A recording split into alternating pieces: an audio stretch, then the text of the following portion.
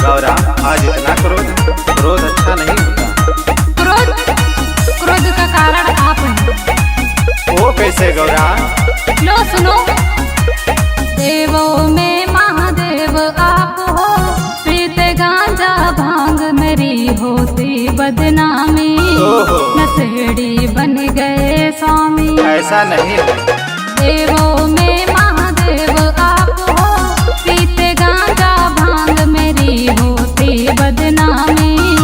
नशेड़ी बन गए स्वामी। क्या बोलते हो? भांग नहीं भगवती है गौरा, भक्तों की प्रसादी, तो इसमें क्या बदनामी?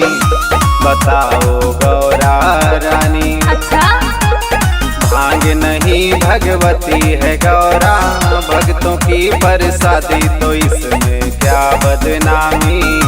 बताओ गौरा रानी।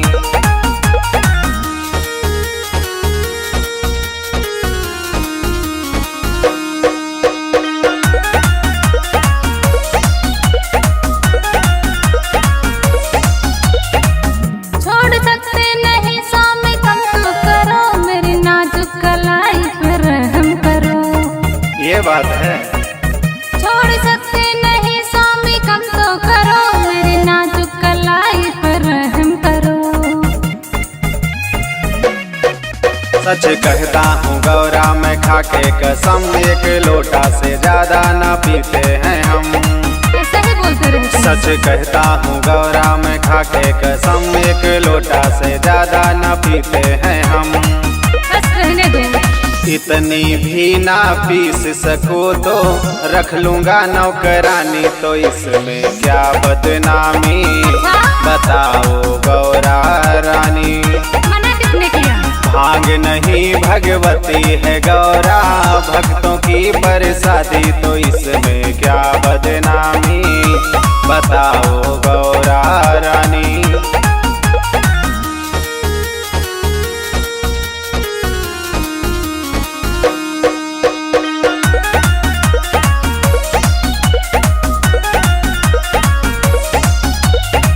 मुझे देती सखी सब ताना है, बस तेरे न कोई खजाना है। दिलवा देंगे।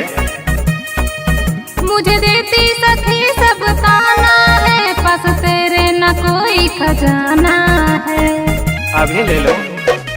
तुम चाहो तो मेरा श्रृंगार ले लो कुंडलिया गले का हार ले लो। मुझे कुछ नहीं चाहिए। तुम चाहो तो मेरा श्रृंगार ले लो कुंडलिया गले का हार ले लो। यश के दीवाना परवेश प्रिया पीसेंगे प्रसादी, तो इसमें क्या बदनामी? बताओ गौरा रानी। भांग नहीं भगवती है गौरा, भक्तों की प्रसादी, तो इसमें क्या बदनामी? बताओ गौरा रानी। नशेड़ी